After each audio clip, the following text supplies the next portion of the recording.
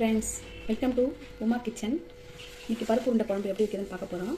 அதுக்கு தேவையான பொருள் 100 கிராம் துவரம்பருப்பு, 100 கிராம் கடலைப்பருப்பு, 1/4 மணி நேரம் ஊற வச்சு ஒரு அரைச்சி எடுத்து வச்சுருக்கேன். அதுக்கு தேங்காய் ஒரு 2 தேங்காய் பருத்தை திருவி வச்சுருக்கேன். தேவையான அளவு உப்பு எடுத்து வச்சுருக்கேன். ஒரு 4 பூண்டு பல், கொஞ்சம் ஒரு துண்டு இஞ்சி எடுத்து அதை நசுக்கி வச்சுருக்கேன். கொஞ்சம் கருவேப்பிலை எடுத்து வச்சுருக்கேன். ஒரு வெங்காயம் நறுக்கி வச்சுருக்கேன்.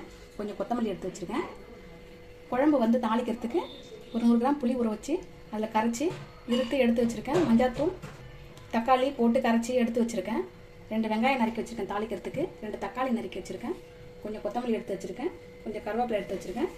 தாளிக்கிறதுக்கு பூண்டு எடுத்து வச்சுருக்கேன். எண்ணெயும் கடுகு எடுத்து வச்சுருக்கேன். எப்படி செய்யுதுன்னு பார்க்கலாம். பாத்திரம் வச்சுருங்க.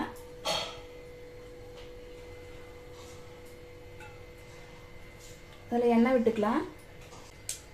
எண்ணெய் சூடு ஏறினவுடனே கொஞ்சம் கடுகு சேர்த்துக்கலாம். கொஞ்சமாக சீரகம் போட்டுக்கலாம். கொஞ்சம் வெந்தயம் போட்டுக்கலாம்.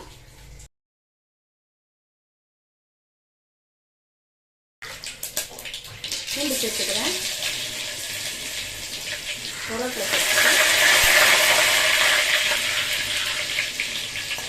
வெங்காயம் சேர்த்துக்கிறேன்.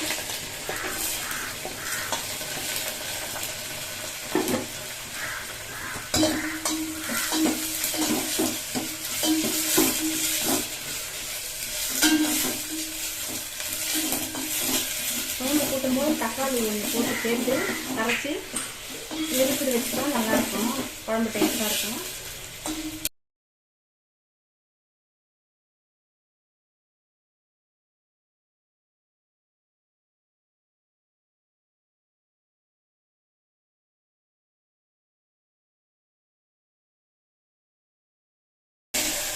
நல்லா வதங்கிடுச்சு.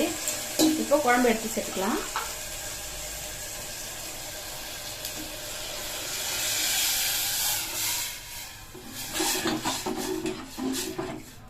இப்போ இந்த குழம்பு கொதிக்கிட்டா உருண்டை எப்படி ரெடி பண்ணுறதுன்னு பார்க்கலாம்.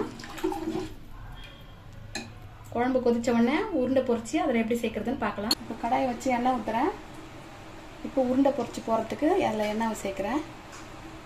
அதில் உப்பு சேர்த்துக்கிறேன். கொஞ்சம் கரம் மசாலா,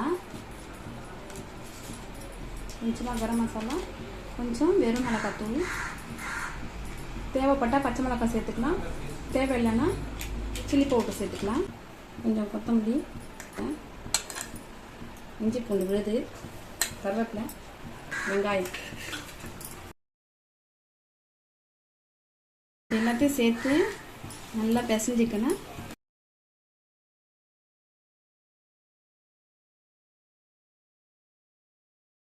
எண்ணெய் சூடு ஏறிடுச்சு.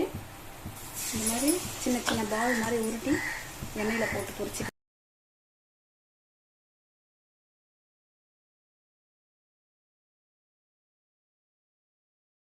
கொஞ்சம் வெந்துடுச்சு. அதை எடுக்கலாம்.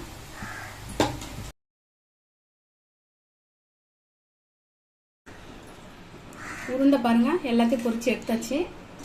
இப்போது குழம்பு நல்லா சுண்டிடுச்சு. கொத்தமல்லி தழை போட்டுக்கிறேன். இப்போ உருண்டையை அதில் சேர்த்துக்கிறேன். குழம்பு ரெடி ஆயிடுச்சு. இப்போ ஆஃப் பண்ணிடலாம். பருப்பு உருண்டை குழம்பு ரெடி ஆயிடுச்சு பாருங்கள்.